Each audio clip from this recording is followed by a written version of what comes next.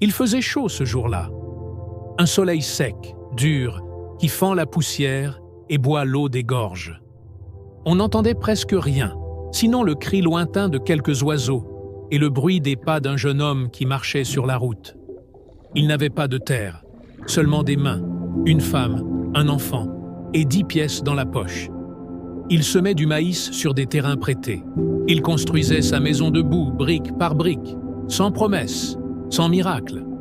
Rien que la sueur et l'espérance. Au bord d'un enclos de bois tordu, il vit un propriétaire riche frapper une petite génisse maigre qui tremblait déjà comme si elle disait adieu au monde. « Elle ne sert à rien », lança l'homme. « Elle ne grossit pas, elle ne vaut rien. » Le jeune s'arrêta. Toute décision importante commence par un silence. Puis il parla. « Vendez-la-moi. » Le riche se moqua. Le jeune serra les 10 pièces dans sa main. C'étaient les dernières. « C'est tout ce que j'ai, » dit-il. Le riche rit encore. « Prends-la. On verra si tu fais mieux que moi. » Il prit la corde et la génisse avançait comme si chaque pas lui coûtait un monde. En chemin, il lui parlait doucement, lui donnait de l'herbe arrachée à la main, de l'eau lorsqu'il en trouvait. Il pensait à sa femme. Que dira-t-elle? Nous avions des projets, des poules, un peu de sécurité. Et je rentre avec ça. Quand il arriva, sa femme nettoyait des haricots, retirant les petits cailloux avec patience. Elle releva la tête. « Où as-tu trouvé ça? Et les poules ?» Il baissa les yeux. Quelqu'un la battait. J'ai eu pitié. J'ai offert nos 10 pièces. Elle soupira. Elle est maigre et nous n'avons pas de fourrage. Il répondit doucement. Nous avons les tiges de maïs et je trouverai quelqu'un qui sait soigner, si tu me fais confiance. Elle le connaissait. Quand ses yeux décidaient, c'était fini. Alors je te suis, dit-elle. Parfois, la foi n'est pas un cri. C'est un hochement de tête. Le lendemain, il vendit 3 poules pour quelques pièces et marcha jusqu'à la ville. 3 portes se fermèrent. Une se rouvrit. Un vieil homme, odeur d'herbe sèche et de terre humide, regard fatigué mais droit. Décris-la. Elle tremble, ne mange pas, dort, à la diarrhée. Le vieil homme mélangea lentement des poudres et un liquide sombre, lui confia un flacon. À l'aube, avant l'eau. 3 jours. 1 heure sans manger après. Si tu fais bien, d'ici 1 semaine, elle marchera.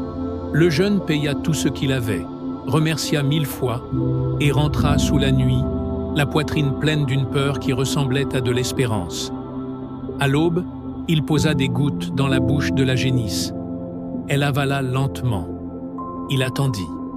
1 jour, 2, 3. Au 4e, elle ne passa plus la journée couchée. Au 5e, elle se leva seule. Au 6e, elle fit 3 pas, trembla, puis resta debout. Ce n'était pas un miracle, c'était de l'attention. Sa femme sourit enfin. Elle va mieux. Le jeune se sentit vivant comme il ne l'était plus depuis longtemps. Alors il loua un petit bout de terre pour du fourrage. Il se levait avant l'aube et rentrait de nuit. Les voisins riaient. C'est l'idiot qui a dépensé ses pièces pour une vache perdue. Il ne répondit pas. Les meilleures phrases de la vie ne se disent pas. Elles se prouvent. Les semaines devinrent des mois. La génisse prit du poids, le poil brilla, le regard s'alluma. Il apprit à échanger du fourrage contre des heures de travail, à soigner avec des remèdes simples, à observer plus qu'il ne parlait. Un soir, il dit « Je vais demander le taureau de Señor Renato. Je veux un veau. » On se moqua encore. Le taureau vint. Le temps passa. La vache enfla. Une nuit froide, sa femme le réveilla. « Viens !» Elle s'agite. Il y avait une lampe à huile, de la terre, du souffle, des mains tremblantes, des mots doux. Le veau naquit, petit, mouillé, vivant. Il pleura, pas de tristesse, de cette joie dure qui vient quand on a tout risqué sans bruit. Sa femme le serra fort. « Tu as réussi. » Non, ils avaient réussi. L'année tourna. Il vendit le premier veau à bon prix. Il ne dilapida pas. Il réinvestit. Un peu plus de fourrage, quelques animaux, des clôtures solides, un abri de zinc pour la pluie. Il apprit à négocier avec les acheteurs sans se laisser berner. Le village changea de ton. Ce n'est plus l'idiot, c'est celui qui a levé sa ferme du néant. On commença à lui demander conseil. Il se levait encore plus tôt, s'endormait encore plus fatigué, mais rentrait chaque soir avec une paix qui n'avait pas de prix. Il bâtissait. 1 an plus tard, il avait 4 vaches, 3 veaux, des poules et un enclos organisé. Plus important que tout, il avait ce qui était à lui. On croit que l'argent naît de l'argent. Non. L'argent naît de la manière dont on traite ce qui semble ne rien valoir. Ce que le riche a méprisé, le pauvre l'a soigné. Ce que le village a ri, la famille l'a fait pousser. Et ce qui semblait être une mauvaise décision était en réalité une décision excellente, parce qu'elle contenait 3 choses que la finance oublie quand elle parle trop. Attention, patience, réinvestissement. La leçon n'est pas romantique, elle est pratique. 1. Voir la valeur cachée. Tout le monde achète ce qui brille. La valeur se cache souvent dans ce que les autres dédaignent. 2. Soigner l'actif. Un actif demande du regard, du temps, du savoir. La négligence est la plus chère des dépenses. 3. Réinvestir au lieu de parader. Le premier veau N n'a pas payé une fête, il a payé du fourrage. Le cash doit nourrir le cash flow. 4. Construire des défenses. Clôture, abri, réseau de troc. Ce qu'on protège reste. 5. Laisser le temps composer. Un veau devient 2, 2 deviennent 4.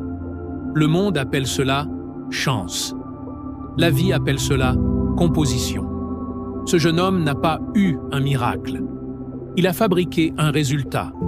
À partir de presque rien, sinon 10 pièces, de la pitié pour une bête tremblante et d'une volonté têtue. Il a prouvé que la vraie richesse ne commence pas par ce que l'on reçoit, mais par ce que l'on décide de sauver. Et que parfois, ce qui change la trajectoire d'une famille n'est pas une grande entrée d'argent, mais un petit acte de courage répété chaque matin. Si tu m'écoutes encore, retiens ceci. Le monde te dira d'acheter ce que tout le monde achète, mais c'est dans le mépris des autres que se cachent souvent tes meilleures opportunités. Acheter des choses vivantes, des compétences, des habitudes, des actifs qui produisent. Soigne-les, protège-les, réinvestis et laisse le temps raconter l'histoire à ta place. Un soir, près du crépuscule, il s'assit face à sa femme. L'enfant jouait avec une vieille boîte de métal.